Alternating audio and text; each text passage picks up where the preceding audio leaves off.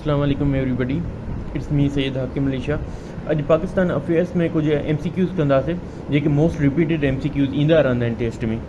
असल में ॾिसो, यूनाइटेड नेशंस जेको आहे इन जूं ॿ डेट पुछियूं वेंदियूं आहिनि। हिकु यूनाइटेड नेशंस जेको आहे कॾहिं वजूद में आयो, ऐं ॿियो पाकिस्तान जेको आहे इन जो मेंबर कॾहिं थियो। ठीकु आहे। यूनाइटेड नेशंस जेको आहे सेकेंड वर्ल्ड वॉर खां बाद में आहे। सेकेंड वर्ल्ड वॉर एंड कॾहिं थी? 1945 में। ठीकु आहे। ऐं स्टार्ट कॾहिं थी? 1939 में। सही आहे। हे सेकेंड वर्ल्ड वॉर। ऐं फर्स्ट वर्ल्ड वॉर जेकी हुई उहा 1914 में स्टार्ट थी हुई ऐं 1918 में 18 में ख़तमु थी हुई।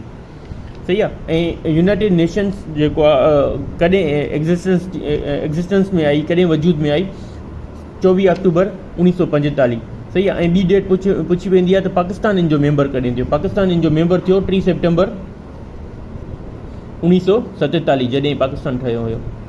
ठीकु आहे। पाकिस्तान इन जो मेंबर थियो। ऐं इन जो हेडक्वार्टर किथे आहे? इन जो हेडक्वार्टर जेको आहे उहो न्यूयॉर्क में आहे।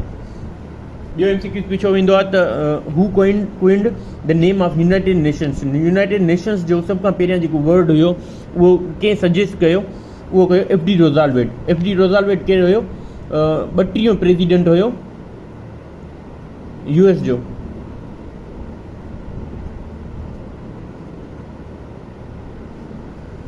ऐं इन जा टोटल मेंबर कंट्रीज़ घणा आहिनि? इन जा टोटल मेंबर कंट्रीज़ आहिनि 193 ऐं 2 ऑब्ज़र्विंग स्टेट आहिनि।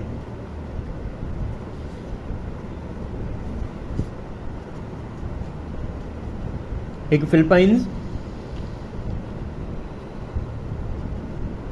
ॿियो वेटिकन सिटी।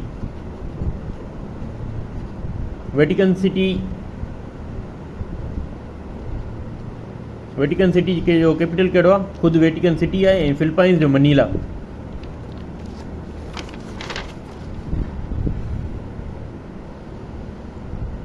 अच्छा, हिन जा कुझु 6 मेन ऑर्गन्स आहिनि। उन मां जेको आहे सिक्योरिटी काउंसिल हिकु तमामु इम्पोर्टेंट आहे।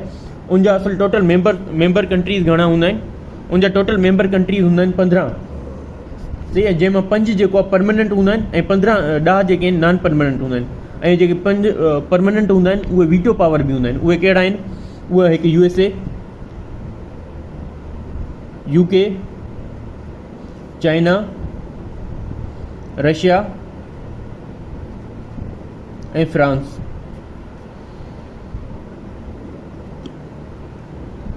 Temporary members of the security council of UNO selected for the terms of. ऐं जेके नॉन परमानेंट हूंदा आहिनि उहे घणनि सालनि लाइ सिलेक्ट कया वेंदा आहिनि? उहे 2 सालनि लाइ सिलेक्ट कया वेंदा आहिनि। ऐं उहे जेको आहे न अल्फ़ाबेटिकल ऑर्डर में सिलेक्ट कबा आहिनि। UN secretary general Antonio Guterres belongs to which country? हाणे जेको यूनाइटेड स्टेट जो सेक्रेटरी जनरल आहे उहो केरु आहे? Antonio Guterres. उहो कहिड़े मुल्क सां तालुक़ु रखंदो आहे? पुर्तगाल सां। इहो जेको आहे PM बि रही चुको आहे पुर्तगाल कंट्री जो।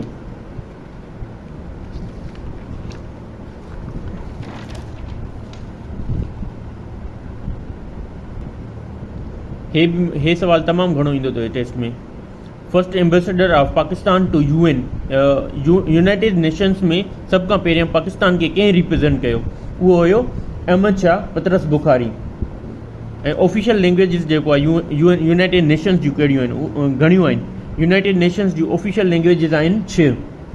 ठीकु आहे। हिकिड़ो वर्ड मां ठाहियो आहे जंहिं ते माना तव्हांखे यादि बि ईंदी त उन जूं लैंग्वेजिस कहिड़ियूं आहिनि, उहे न त विसरी वेंदियूं आहिनि। फ्रेसिस। ठीकु आहे। F सां कहिड़ी? फ्रेंच।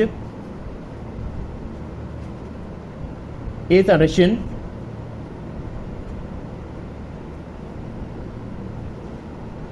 A सां अरबिक।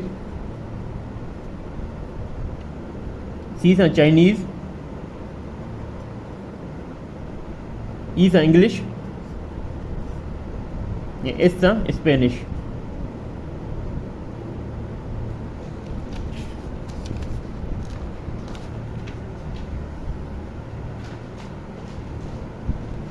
अच्छा, जीअं सिक्योरिटी काउंसिल आहे ईअं ई इंटरनेशनल कोर्ट ऑफ जस्टिस जेको मेन ऑर्गन आहे यूनाइटेड नेशंस जो, उनजो हेडक्वार्टर किथे आहे?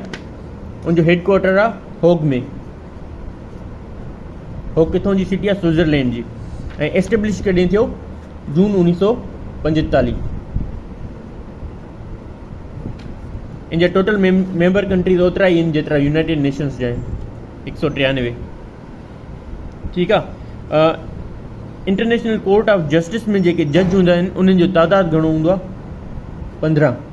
ठीकु आहे। ऐं उनजो टेन्योर जेको हूंदो आहे उहो केतिरा ईयर्स हूंदो आहे? 9 साल। सिलेक्टेड बाय इनखे जेको सिलेक्ट कंदो आहे हिकु security council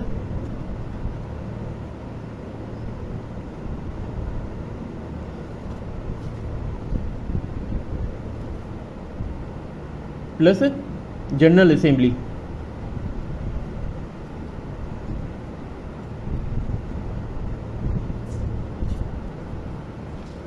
first foreign minister of Pakistan, पहिरियों पाकिस्तान जो फॉरेन मिनिस्टर केरु हुयो?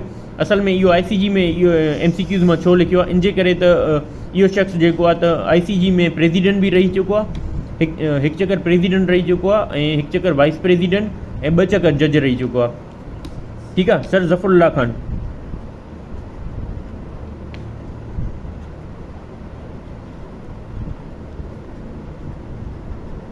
ऐं करारदाद ते लाहौर जेको आहे कंहिं लिखी ऐं रिप्रेज़ेंट कई हुई? सर ज़फ़रुल्लाह ख़ान।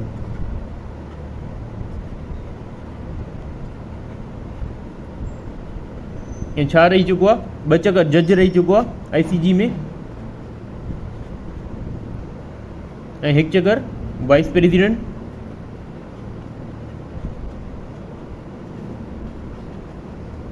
ऐं 1 चकर प्रेसिडेंट।